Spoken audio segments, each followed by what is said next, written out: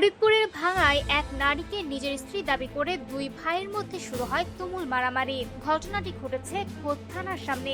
আর সেই নাটকীয় ঘটনার ভিডিও ছড়িয়ে পড়তেই সামাজিক যোগাযোগ মাধ্যমে শুরু হয়েছে ব্যাপক আলোচনা। শনিবার দুপুরে ভাঙা থানা চত্বরে এবং থানার সামনের সড়কে ঘটে এই চাঞ্চল্যকর ঘটনা। পরিবার সূত্রে জানা যায়, প্রায় 2 বছর আগে ওই নারীর বিয়ে হয় বড় ভাইয়ের সঙ্গে। তবে এক পর্যায়ে তার সঙ্গে দেবর অর্থাৎ ছোট ভাইয়ের সম্পর্ক গড়ে ওঠে বলে অভিযোগ ওঠে। পরিবারের সদস্যদের দাবি, গত মঙ্গলবার ওই নারী দেবরের সঙ্গে বাড়ি থেকে বেরিয়ে যান। পরে জানা যায় তারা সাভারে অবস্থান করছেন। আত্মীয় স্বজন তাদের সেখান থেকে ভাঙায় ফিরিয়ে আনেন। এরপর বিষয়টি সামাজিক ও আইনি উপায়ে সমাধানের আশায় দুই পক্ষ থানায় আসে, কিন্তু থানায় এসে পরিস্থিতি নিয়ন্ত্রণের বাইরে চলে যায়। কথা কাটাকাটির এক পর্যায়ে একে অপরের ওপর চড়াও হন দুই ভাই। শুরু হয় হাতাহাতি ও মারামারি। ঘটনাস্থলে উপস্থিত লোকজন তাদের থামানোর চেষ্টা করেন। এ সময় ওই নারীকে ঘিরেও টানা হেঁচড়া ও উত্তেজনাকর পরিস্থিতি তৈরি হয়। মুহূর্তেই সেখানে শত শত মানুষের ভিড় জমে যায়। ভাইরাল ভিডিওতে দেখা যায়, প্রথমে ওই নারী বড় ভাইকে স্বামী হিসেবে অস্বীকার করলেও পরে তিনি জানান